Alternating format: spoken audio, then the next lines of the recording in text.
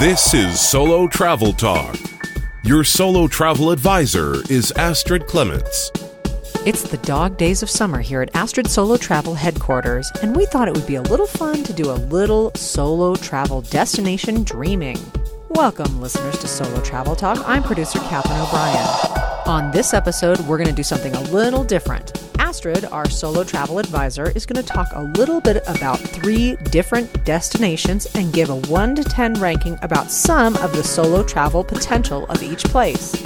Listeners, get ready to go to Lisbon, Marrakesh, and Abu Dhabi. Okay, let's start with Lisbon. And what I'll do for each city is I'll just give you the ranking, and then I'll talk about each specific category, and I'll kind of do it quickly in a bullet kind of way. Okay, Catherine has devised a ranking scale from 1 to 10. So with 1 being the least or the cheapest, and 10 being the most expensive or the most whatever. So we'll start with Lisbon, which, is in Europe. And in terms of safety, I gave it a 9. In terms of cost, it got a 7. And the fun factor is 8. Ooh. So safety, the reason why I gave it a 9, Lisbon is, to me, very safe. It is a country that it reminds me of the 1960s in Europe. It's still very European, old world. It's very walkable, except you have to know that they have hills all over. It's called the City of the 7 Hills. But you've got a great trolley system, a subway system, and you don't get the feeling of really a lot of danger there.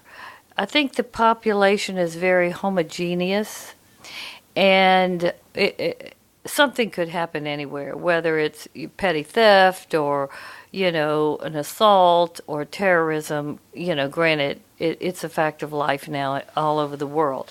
But I gave it a 9 because it is in Europe, and Europe, as we all know, does have, or if you don't know, the U.S. State Department has put a blanket warning in terms of safety for American tourists in Europe. And because Portugal is in Europe, it comes under that warning. But I think I would still rate it a 9 in terms of safety because it was just very free and easy there. So, okay, next, cost. I think it's really one of the most affordable European cities to visit in terms of food and hotel cost. They are very reasonable for very high quality. And it probably is the least expensive European country and city.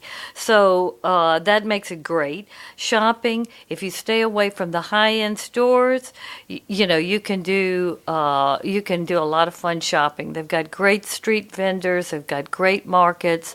There's a lot of artisans and artists that live in Lisbon, and I think probably it's because of the lower cost of living if you want to live in Europe. So there are lots of different crafts, people that share their goods in the markets, and actually just on the street vendors.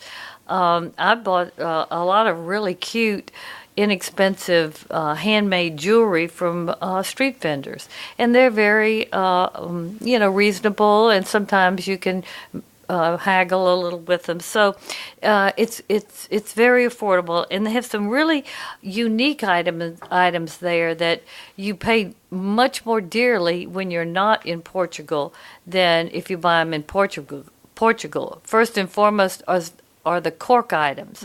You can buy cork shoes, cork purses, cork interior objects for your home. You can buy cork jewelry. They make so many things out of cork, it's unbelievable. And this is kind of the land of cork. So you get to see a lot of different cork, and it's very affordable there. So if you like that kind of thing, you're going to be very happy. The beautiful Majolica tiles and the ceramics that they have, the distinctive Portuguese painting that you'll see all over, whether it's in interior design or out even on the subways, and I mean this type of painting is just beautiful. And so you'll see it all over. And you can find some deals, so that's nice. And then they have bull-wooled items, which that's a very unique type of fabric, but they make all kinds of things in bull wool. And that's pretty affordable there, too. So key things that you need to know and do. First of all, when you get to Lisbon, you're just going to be so amazed that they have this distinctive cobblestone designs, these designs all over, whether it's in the squares or along the pedestrian walkways. They do all kinds of different patterns in this kind of light gray, off-white, in kind of a darker gray, not actually black, but they do all these patterns in these smaller squared, in different shape cobblestones. It just makes the city beautiful. It really does. But it is very hard on your feet. And you can't wear uncomfortable shoes or heels. You need to have some good walking shoes.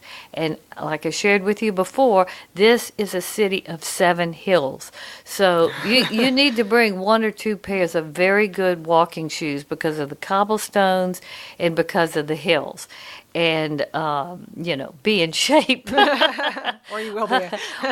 Well, they have the trolleys and the subways, which is a very good system. The trolleys are great. Trolley number 28 is actually kind of like a very good tour, a cheap tour of the city. So if you want to if you say there for a day, you can't do a whole lot. Just tool around. And get on trolley number 28. Cool. And you'll go all through the hills, and it's just beautiful. Don't miss going to a night at a fado club. Even as a solo traveler, don't feel that you were going to be uncomfortable or whatever in one of these clubs. What I did is I had my concierge arrange for me to have a table, and you typically, if you go in the evening, you can have a dinner and you can watch the performance. And what I did, I had a driver take me back to the hotel. But there's a whole area in Lisbon that have these fado clubs, and fado is a very haunting kind of vocal music with guitar. It's a little bit different than Spanish. It's very Portuguese, and it's beautiful. It kind of sets the whole mood of Lisbon. Lisbon is a little bit of a what I call a sedate city. People are on the move, but you don't hear a lot of laughing or craziness or whatever. They're very conservative and nice, and you have just a nice feeling there.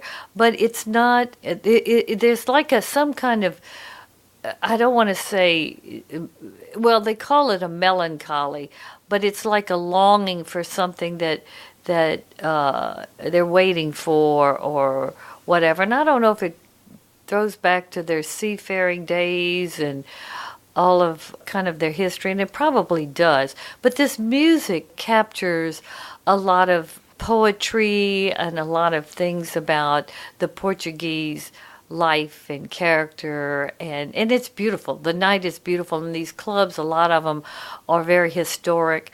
So don't miss a dinner and a night fado show. Go to one of the fado clubs and try to go to a really nice one.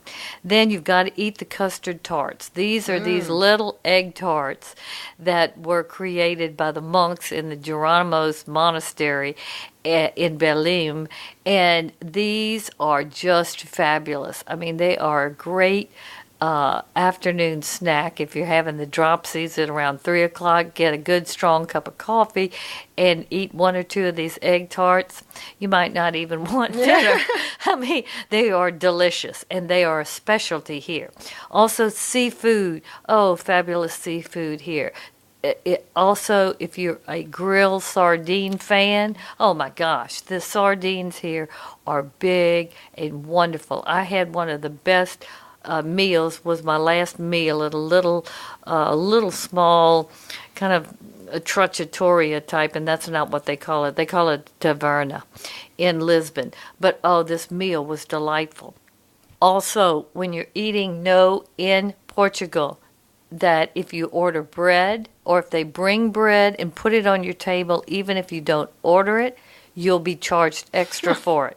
So if they bring it, say, no, I'm not really, I don't want any bread. Or if they put water on your table, don't think that this just is part of the meal and you don't pay for it. It is an extra charge, and a whole bottle can be expensive.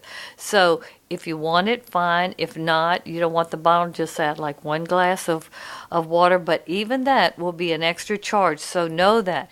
They nickel and dime you for every little thing. They charge you for everything except maybe the plates and the silverware.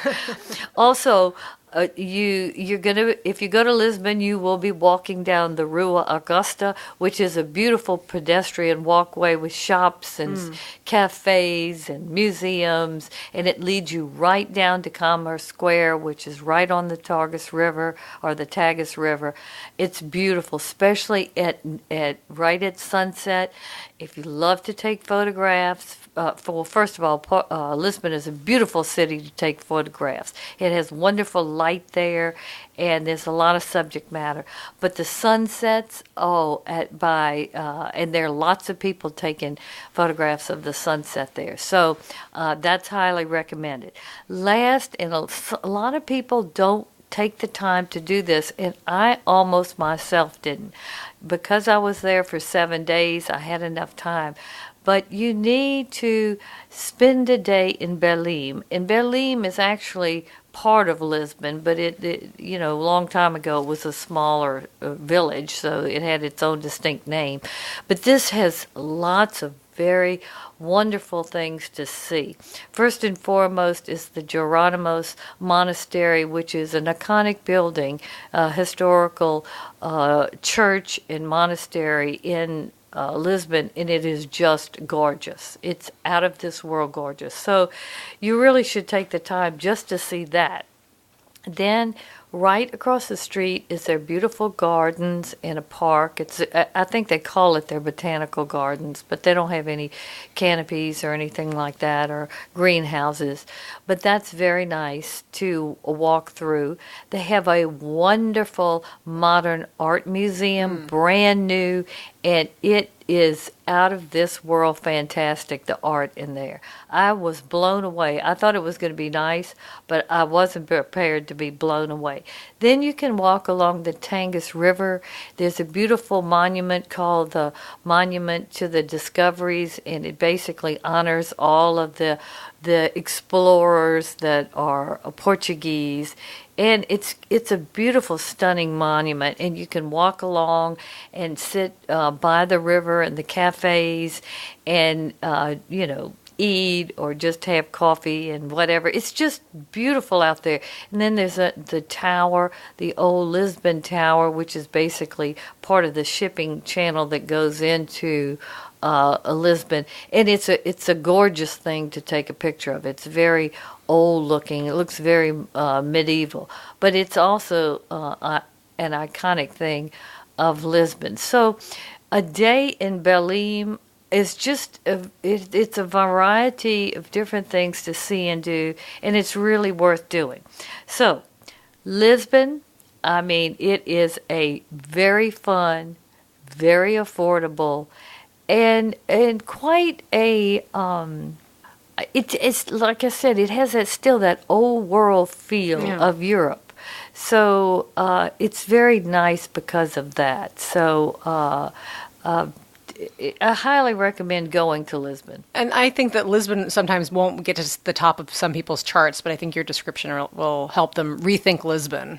No, Lisbon is probably down on number 20. Yeah. As far as cities.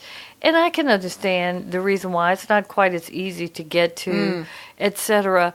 But it is, if you want to go to Europe in a very affordable place, this is it. Yeah. And you'll get a good dose of Europe, and you'll have a lot of fun.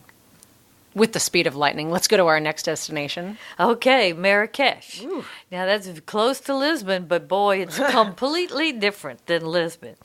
Now let's go through the safety measurements. I mean, all the measurements. Safety, I gave it a 7. Cost, I gave it a 5. And fun, I gave it a 9. Ooh. Now, in terms of safety, because I'm a Western traveler, and Western solo female travelers in Muslim countries. That I had to take off some safety metrics just because of that. But I do think that it is a very nice place for a solo traveler to visit. I was totally comfortable there. Lots of people speak English. The Moroccans in Marrakesh, they all seemed very busy and focused on what they were doing and basically enjoying life and being busy. They didn't seem like they were sitting around looking for trouble or whatever. So I did not feel unsafe there. But I did give it a 7 just because the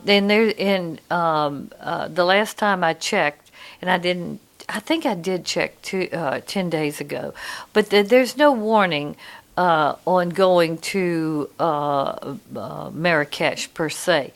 But check before you go with the State Department to make sure there's not. And if that makes you uncomfortable, don't. And and if the State Department says don't go, if you're an American, don't go. Choose somewhere else. But Marrakesh, I just loved, and I felt very comfortable, and I never in any kind of way felt that my safety was compromised. But with that said, because I had never been to this area, I did take some precautions, which I'll talk to you in just a minute about.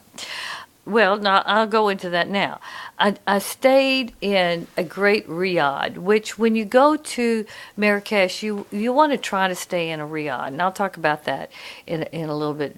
About why a Riad is so great. But this particular Riad was located in an area called Palmyra, a very exclusive area. And this beautiful Moroccan Riad was situated on 10 acres with all kinds of palm trees. I mean, this place was Shangri-La when we went into the gates.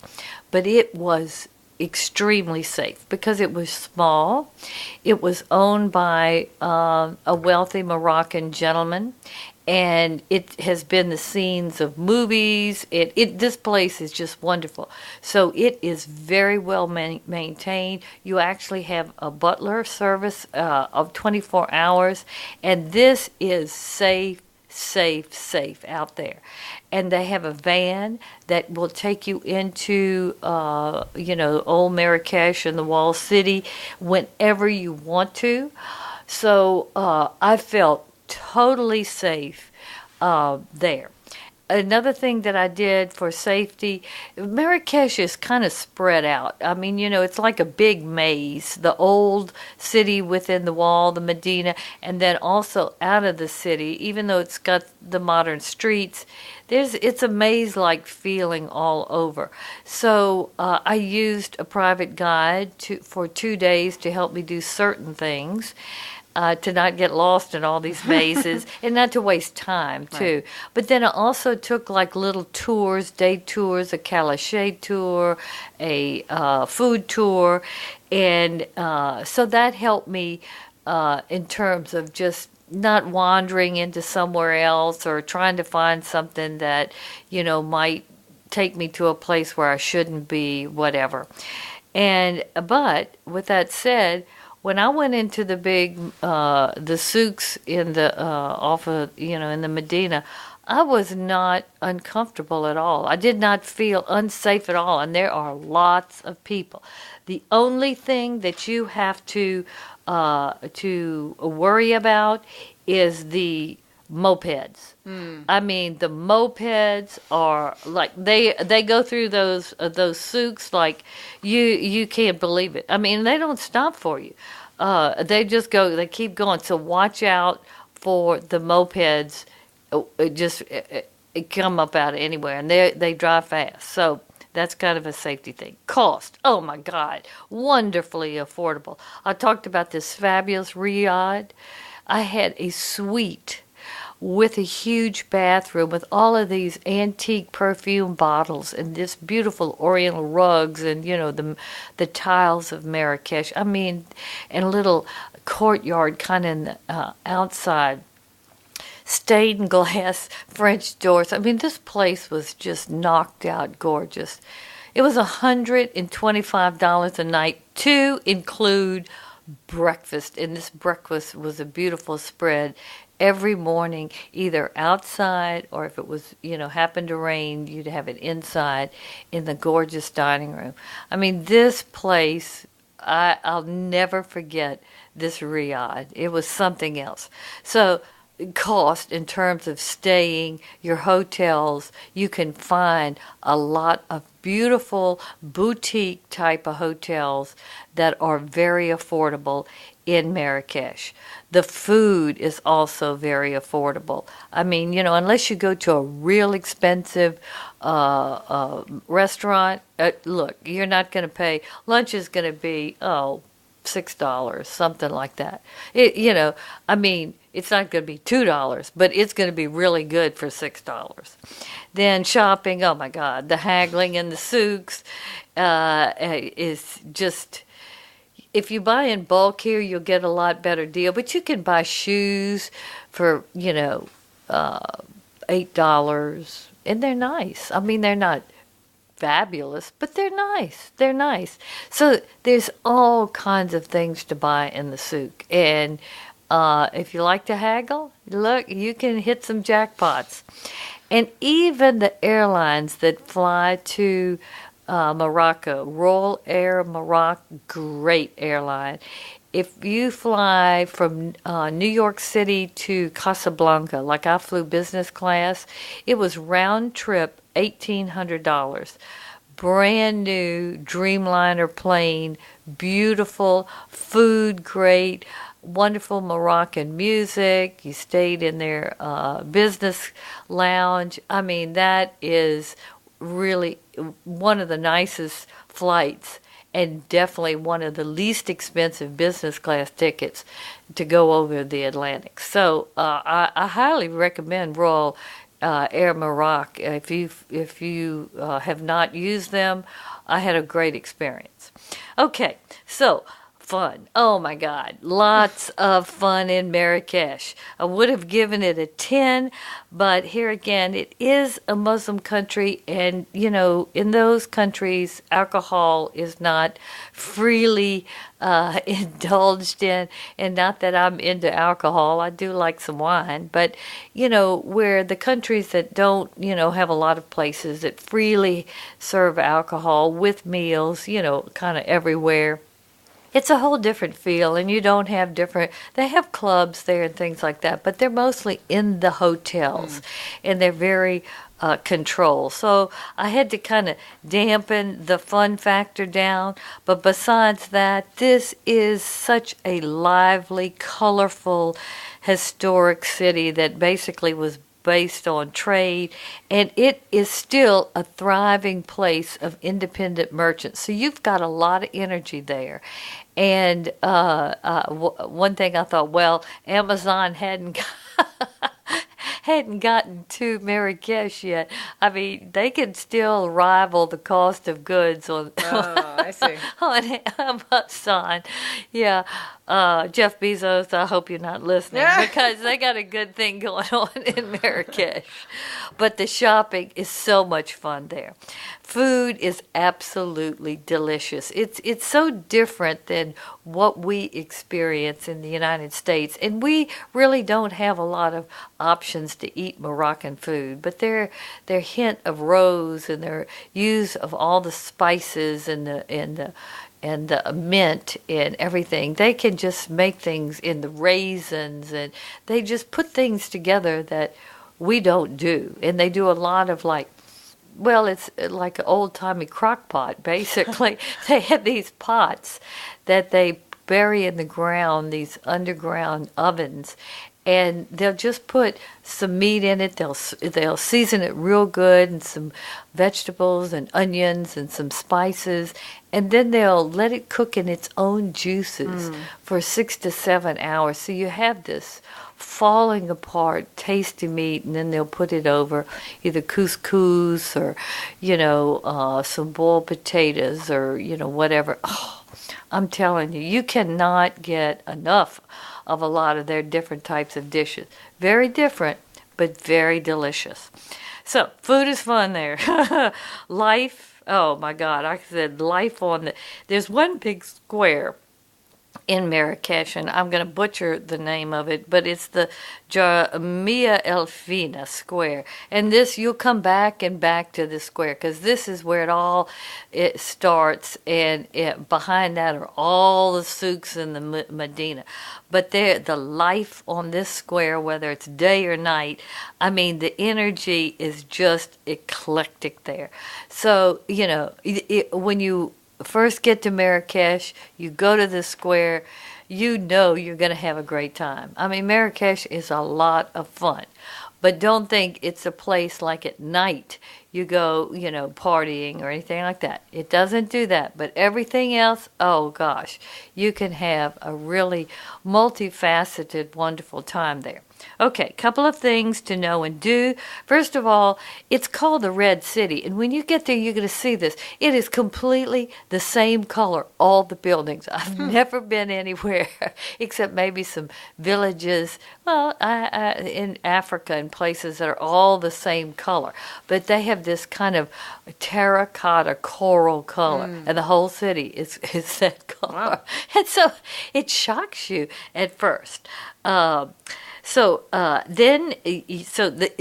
that when you get there, you're going to say, oh gosh, I've never seen something like this. Then, like I said, this Dar Jamia El Fina Square, you're going to come to that every day. You're going to go there. You're just going to end up back there. But it is great day or night, because here you got the snake charmers, all the different ethnic dancing, the music, the stalls of vendors, whether they have, food, or the people selling all kinds of goods on blankets. And it's not all junk. These are all little individual people trying to take care of their family, have their own little business, and they're really good at it. I mean, some of them are a little bit aggravating, but all you have to do is say no, no, and they'll leave you alone. But this is just a place of activity. The natives are all wearing their Moroccan garb. The men have the long-looking nightgown types of garb that they wear, and the women, and everybody's walking around either enjoying the music or what's going on, and it just has such a vibe. And also you'll hear at intervals the call to prayer all over the square. So it's just the heartbeat of Marrakesh there, and it is always lively in this area. So, here again, it is a fun place to be because there's a lot of good energy there. Let's see. Another thing is try to make sure you're in the square when the sunset happens, because there are a couple of key restaurants. I did not write the name, but if you Google it, Google like where's the best place to watch the sunset off of the Daja El Fina Square in Marrakesh, and they'll give you, I think one is the Cafe Paris, but I'm not quite sure. I don't want to say that definitively, but you can see some beautiful sunsets if you go on the rooftops, and they have a lot of rooftop dining or second floor dining in that area, because you can see the square below and all of the life that's going on. But the sunsets are beautiful there. Next, make sure you try to stay in a Riad, not just a normal hotel, because these are beautiful traditional Moroccan architecture buildings that have like courtyards in the middle. In the hotels, typically you can sit outside and eat in the courtyards. Some have swimming pools in them, or at least fountains, and it's just a beautiful type of building for accommodations, and they're so exotic the way these interiors are. So if you can find a good 5-star Riad in your price range, and like I said, they have some very good ones, very affordable. You don't miss that. Don't stay in a regular hotel. Go for the Riad. Then just be prepared to enjoy all the rich colors of everything. I said the whole city is the same color, but everything else is not.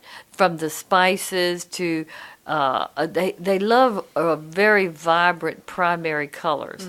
And a lot of these colors come from the natural dyes of the spices and everything. And it's beautiful. The rugs and the things that you can buy are very colorful. And so it gives it a great contrast to this terracotta cover everywhere. So be prepared for that. Be prepared to haggle in the souks. Don't just take the price that they say, even though you think, oh, well, that's not that expensive.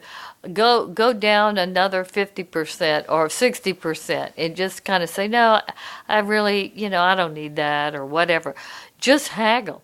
And they have wonderful things to buy. Caftans, leather goods, wooden items, Western clothing even. I mean, they have ethnic things. They have Western things. I mean, this bazaar, these souks are just, they're mind-boggling. So, go, and when you go there, plan that you're going to get semi-lost, but don't worry about it because all roads lead out to the big square. You will end up back at the big square. And if you have to, if you feel really turned around, just look and kind of look up and look where the sky is. And then follow the main crowd. They're going to be going back to the square, anyway, so don't worry about that. And I told you, watch out for those speeding mopeds because you can be in a little shop, you come out and they're, I mean, and before, if you weren't paying attention, you already get hit. I mean, there's something else. And because those alleyways are not really that big. Take the Calèche tour. Calèche is a horse and carriage, French, that's the word that they use, but it's beautiful to take you outside of the Medina as well as in the Medina, and it's typically a commentary tour, and it's wonderful. And I remember my driver was so nice, my tour guide. I had a very bad case of sinuses, and my sinuses were really draining. He took me to this wonderful pharmacy that a female pharmacist helped me, and she gave me some charcoal and something. It was some kind of, what was it? It's like a menthol, a real strong menthol, and she put it in this little bag, and I had to rub it. Man, that cleared my sinuses up like smelling salt. Wow. But, it was all natural, and it was a great Calèche tour because I not only saw all these different things that were kind of spread out, but the driver was so sensitive to my cold or my sinus issue, he didn't want me to be, worrying with this. So that just kind of shows you these people are just, I loved Marrakesh, everything about it. Food tour, one of the best food tours I've ever taken, I took in Marrakesh. So, and I think it's called the Food Tours of Marrakesh. It's a husband and wife. She's written a book. She was an American, married somebody from Marrakesh, and oh my God, their food tour was so much fun. Then make sure you eat couscous, which you will not be able to go to Marrakesh without couscous. But couscous too on Friday is a specific cultural thing. They quit work at around 12, and everybody goes and eats with their family or their friends. They go eat couscous. So on Friday, couscous is really a big tradition. And the couscous is wonderful, whether it's vegetarian couscous or it's with meat, whatever. And it's just a big plate or platter of the wheat, and then all the things in it. You have big spoons, and everybody's sharing and everything. It's just it's very life-giving. And I enjoyed it so much, the one that I went to. So, couscous, you'll drink mint tea, till you think, well, maybe I don't have to drink another glass of mint tea. I mean, you'll drink a lot, whether you're shopping, everybody wants to give you mint tea, you're eating, you be drinking mint tea. And mint tea is everywhere. And also the tangines. Oh, the tangines are great. And they're cooked in these terracotta pots and ovens and in their own juices, and then just with simple French fries. Oh, it's just delicious and very affordable. So don't miss eating that. Also, go to if you like gardens, the Yves Saint Laurent Villa. Beautiful in this, what I call Marrakesh electric blue. The villa is painted, and then the gardens are just gorgeous. It's something to see. They're called Jardin Margerel, and they have a lot of painted pots and different things in the vibrant colors, vibrant yellow, and this electric blue, this Yves Saint Laurent blue that he made popular. And it's just a beautiful juxtaposition of exotic color, architecture, and plants. It's very special, very, very unique. So do that. And the last thing, if you have a chance, they have a lot of day tours out to the Atlas Mountains, and it's worth doing. The Atlas Mountains are close to Marrakesh, but once you get outside of the city, everything changes. It goes to, you see a lot more lushness. Now, Morocco is not lush. I mean, certain areas they have water, so, they can grow things.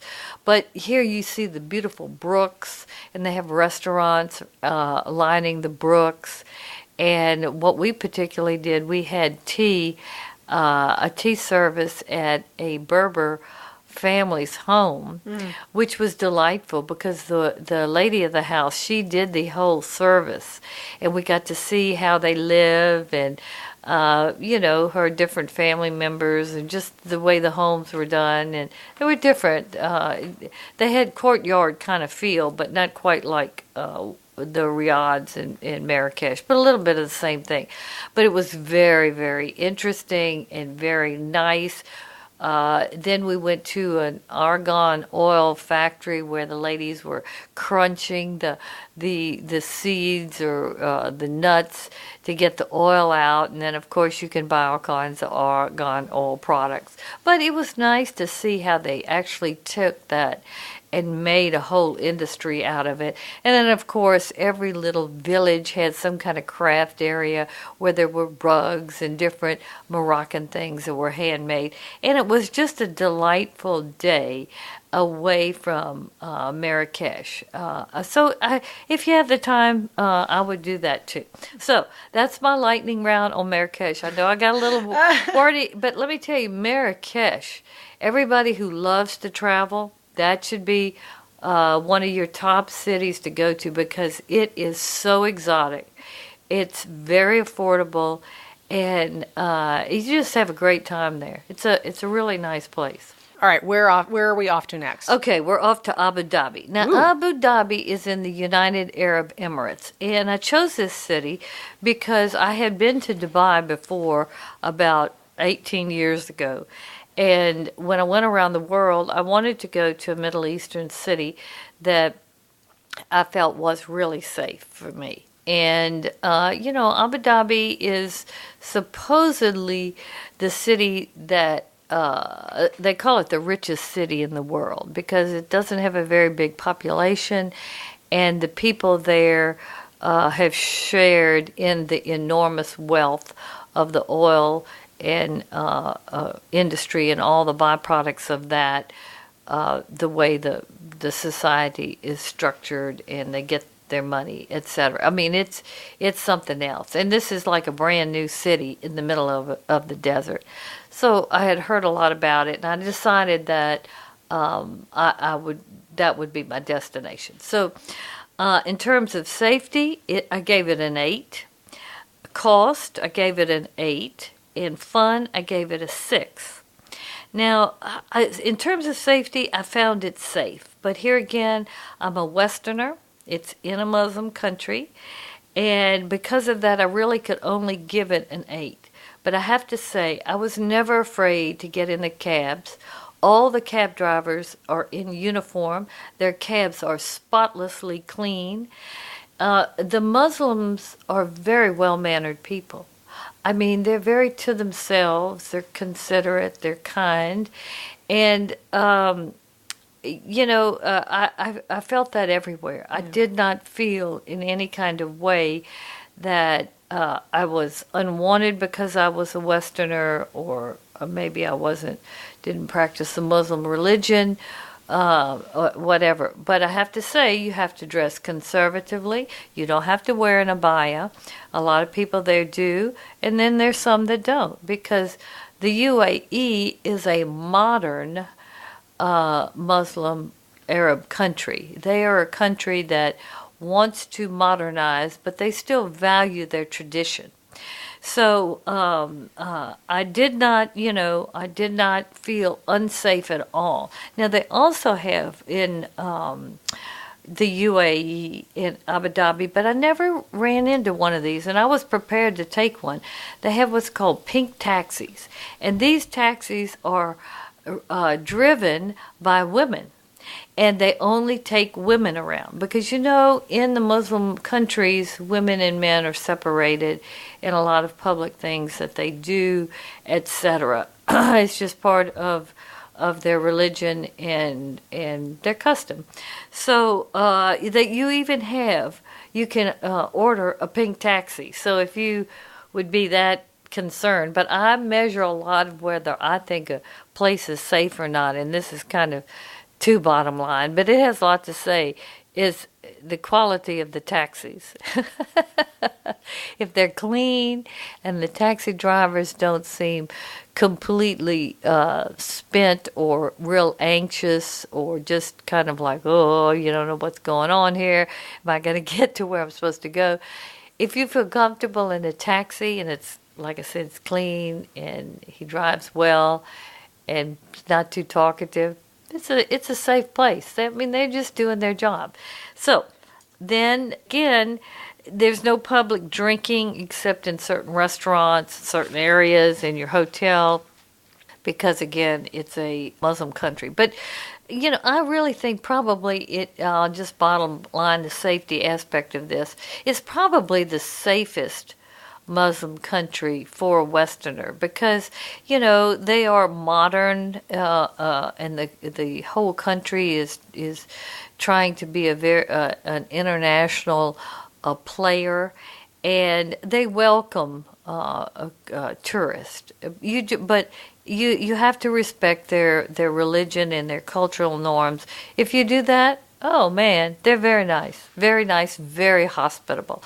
I mean, you just go into normal hotels to check in. Before you check in, they'll give you some tea, or they'll put this oud on you. It's kind of like an incense. Like in old churches, you had the priest would come down and do the incense on the aisles. Well, they do this oud, and it's a perfume. It's a heavy perfume.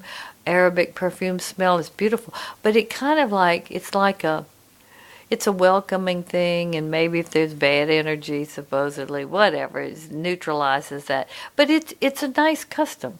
I found them to have very nice manners, and that's always a good sign. Okay, cost. The UAE, like I said, is a very wealthy country, and the natives or the people that live there have a lot of disposable income. And most of the foreigners that travel there are traveling there for business purposes, or, they really have more money. So everything, it's not cheap. Now, you can go to their markets. They don't have that many markets there, which I thought was odd. They have plenty of upscale malls and plenty of upscale shopping. So, if things tend to everything be expensive there. So you have to kind of, I'd say, budget your money there and know where you want to spend it. Maybe even not stay too long there, so you can get a good feel for it and spend money, but not blow money, because you can blow money there. But in terms of accommodations, 4 or 5-star American quality hotels will probably run you like New York City, maybe a little bit less than that. Oh yeah, like the Emirates Palace. I don't think you can get a room there, a standard room, for less than $1,000 a night.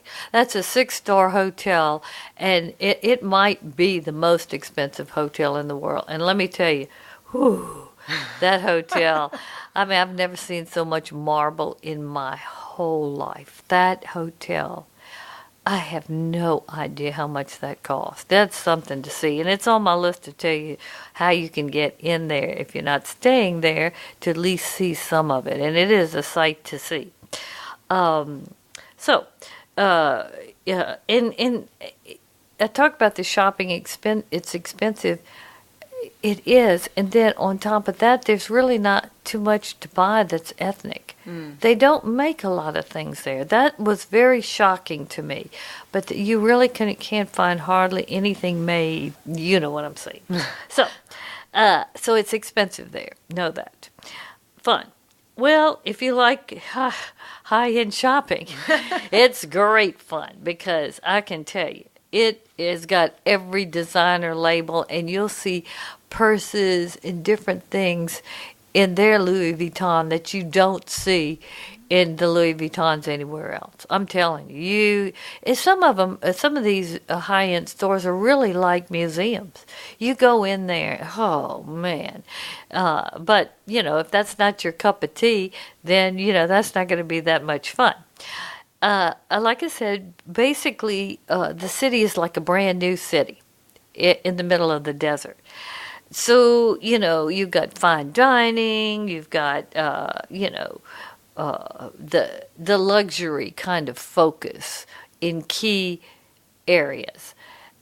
And you can get that in other places. So, that's why I didn't give it a big, I only gave it a 6, because I felt like that I had been in a lot of areas that I had experienced in the United States, and maybe on a higher level, because there was so much more high end. But not quite Vegas in a certain way, but it wasn't that distinctive to the place.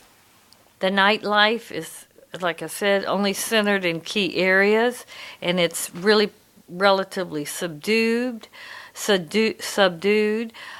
It's still developing. That's what I guess I would say. The things to do. They have Ferrari World, which you can go see Ferraris run, and there's a museum where all these different Ferraris. Well, I love cars, but I wasn't interested in the Ferrari Museum. It's a beautiful building. I mean, they have gorgeous buildings in Abu Dhabi. Some of the modern architecture will blow you away. And they have things like, sailing out in the Arabian Sea and different things like that. But if you're a solo female traveler, there's key things. So I think it's really still developing. I would probably suggest you go to Dubai rather than Abu Dhabi. Abu Dhabi is more where the center of the government is, and the banking, etc. But if you want to go to the UAE and you don't end up in Dubai, Abu Dhabi is not bad. Just be prepared for what it's like. Okay, quickly, key things to know and do. First of all, you've got to go visit the gorgeous, and when I say gorgeous, Sheikh Zayed Mosque. This is the biggest mosque I have ever seen. It is all white marble. I mean, it is like it's got to be a UNESCO site, but it is so spectacular. Here again, I have no idea how much that cost, but the whole thing is all white marble, beautiful courtyards with gold and different inlay marble flowers, and it is out of this world. Inside the mosque, they have the largest handmade Oriental rug in the world, where everybody walks on, but of course you can't have shoes, so it's no big deal. The courtyards are gorgeous. It's just it blows your mind what you're seeing. It looks like something in a dream. It's beautiful. I mean, it is stunning.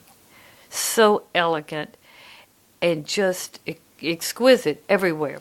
Now, one thing you need to know, though, is you have to wear an abaya and a head covering when you're in all over, whether it's in the courtyard or actually in the mosque or in some of the surrounding buildings. And they give you an abaya and head covering free of charge. There's a particular area that you go kind of down in a basement, but everybody who's not wearing one, they're given one. You get it. You get to go tour and do whatever you want, and then when you're through, you bring it back free. And it's really kind of it's all part of understanding what it's like to live here in Abu Dhabi. But the mosque is beautiful, so do not miss it. Then, if you can't stay at the Emirates Palace, you can have high tea there. Ooh. And high tea, I did that to be able to get in to see it, but I wanted to do that anyway because I'd read about it, and it's really very, very well done with, harp music, or I think they had a string quartet when I was in there. But this lobby and this hotel, these common areas and public areas and restaurants and everything, it is just unbelievable. You have to, really, if you want to see this hotel, that's one way to get in it. And you cannot just go up to the hotel. You have to have some kind of reservation. They have a gate. It's very well controlled, very secure there. And so if you're not meeting somebody there that has the gate call you in, or you don't have a reason, you cannot just walk up and go have dinner at the hotel. So have your hotel get you in it. And also another really kind of, I guess, not weird thing, but very different. It has a gold vending machine. So if you feel like buying some gold, you can have a vending machine. Wow. Yeah.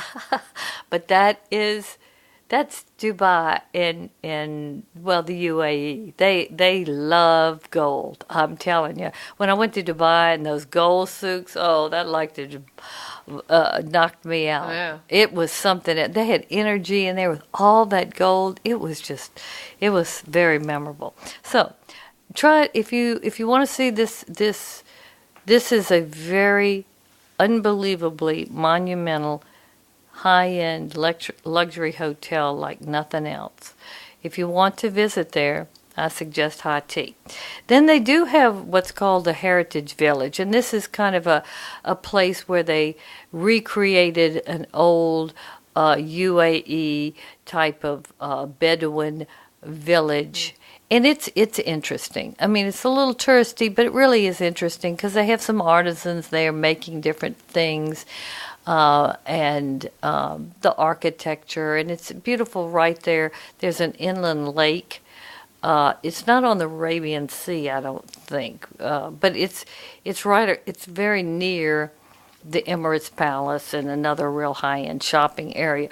But it's a nice morning to spend there, and you can also buy different crafts there, and they have a wonderful restaurant that serves a great buffet of Arab food, and it's very ethnic there, and so that's worth going to. Then, if you want to go to the desert, the way to do it is to go on a desert safari.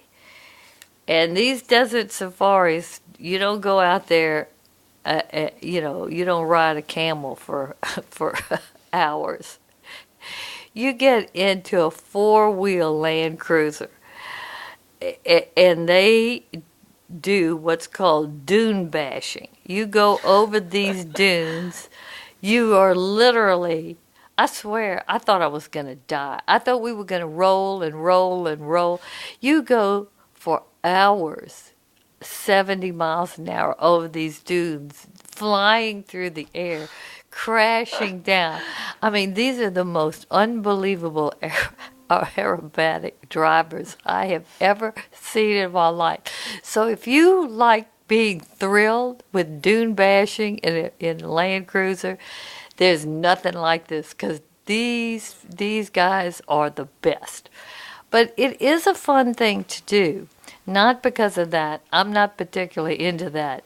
So just be prepared. But once you get way into the desert, well, you'll ride a camel, which, that's not the greatest thing in the world. Camels are not what I consider human friendly, but the Bedouins love camels. I mean, their camels are, I don't want to say they worship them. They're key, and they still love them. So, but you get to eat a barbecue dinner under the stars, on the rugs. They have belly dancers and wonderful ethnic music. You'll have henna painting. It's a beautiful. It's you can feel the stillness of the desert, and it's nature in a very special way. So I suggest doing that. And just be prepared. On the way back, you won't crash on this thing. They happened to find a road real quick, which I thought, wow, that's interesting. We drove for hours crashing up and down. And then at the end, it took them 10 minutes to find the road. We went straight back. No hills at all. But do that. It's worth it. It's a little weird, but it's fun. Then the shopping, if you want some high-end shopping, go to Marina Mall. I mean, it's a huge complex. It has fabulous shops, and there are some moderately priced shops. There was one particular shop, I can't remember the brand, but it was Portuguese, and I bought a gorgeous tote there for like $40, and it is beautiful. It looks a lot more shishi or expensive than $40, but it's a good place, has some good restaurants in there, and it's beautiful. Also, there's a galleria called Galleria Al Maraya on Al Maraya Island, which is right across the street from the Emirates Palace Hotel. Most high-end galleria I've ever seen. Every shop is Louis Vuitton, Valentino, Chanel, every top high brand in the world there, and all the restaurants are like that too. It's just completely out of this world, mind-boggling, and very expensive. For a little cheaper shopping, you've got the Zayed Shopping Center, which was one of the original shopping centers, and the gold souk there. So you could, if you want to go buy gold, that's where you head, because you have all the vendors and everything, and you'll see the women in there. It's amazing. There are many more women buying gold than men. Oh, yeah. In the gold souks, the women are in there. It's like every week they have to go buy a little gold here, a little gold, and then they trade it. They trade up. It's just a whole scene in there. But also in this particular center, you can pick up some of your souvenirs or your gifts. But there's not a whole lot to buy there. I have to tell you that. In Abu Dhabi, I did not find a lot of shopping, and I love to shop. So that was a little bit of a downer for me. Then the last thing is, I took the time to go to the Woman Heritage and Craft Center. That was so interesting, because I wanted to know more about women in this country, where they were going with their lives in terms of their professions, in terms of their independence. I was curious about the culture, because it's modernizing, but here again they do really value their traditions. This is a great place to go, because first of all, you see in a lot of different displays, a lot of different aspects of being a woman in the UAE, in terms of being a young girl and then going to school and getting educated, and then courtship and marriage and family life, and they depict it in all different time eras, and it's very great. It's wonderful to see.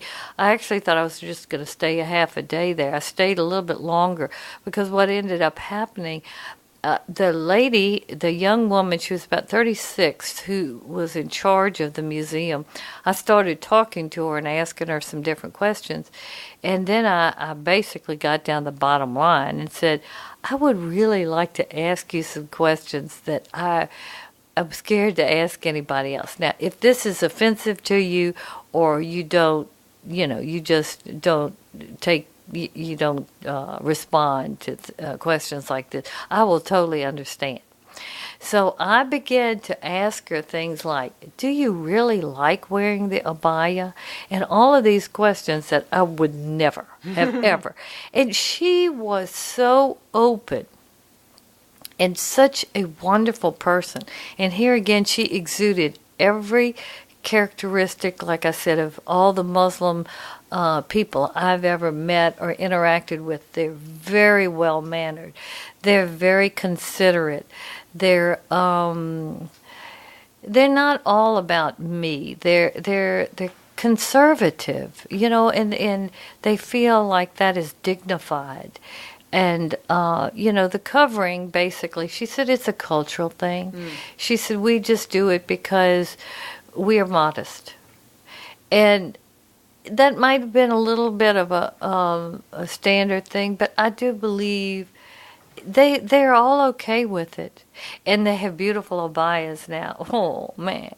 They're beautiful. And in fact, some of them are, you just think, oh, God, that's a gorgeous. So it was an interesting day, and I felt like I understood more why there wasn't a complete revolt. The women just said, well, I'm not doing this anymore, and blah, blah, blah. No, I mean, they're very smart. They're very hardworking. They're into careers. They're into educating their children. I mean, they're on the move. So that was a good day. Then also at the center, there's all of these ladies making some traditional crafts. Some of their different they do some rugs and cotton, and they do this painting of not beans, but fruits, and there's a couple of things that they do. But it was nice to go into the different areas, and they're all sitting around and talking and drinking tea and looking at you and laughing. And so if you're interested in anything like that, take the time to do it, because it gives you a little more insight on some of the questions that a Western woman would like to ask or would like to know more about. And if you run into this particular lady, she'll be a delight to talk to. If you decide to go to any of these fabulous destinations, you're going to need to pack. You know what can help? A packing list. Astrid has her own packing list, and you can get a complimentary copy. Just go to her website, astridtravel.com. It's right there on the homepage. Also, when you go to see this podcast on her website, each podcast post has a place. If you scroll down, you can sign up for her packing list right away.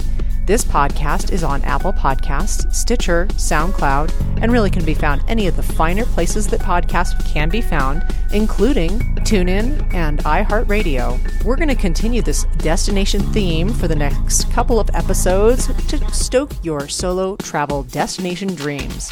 Thank you so much for listening. We'll see you next time on Solo Travel Talk. Thank you for listening to Solo Travel Talk. Follow Astrid on Instagram, Facebook, and Twitter. To learn more about Astrid or Solo Travel Advisors, visit our website, astridtravel.com.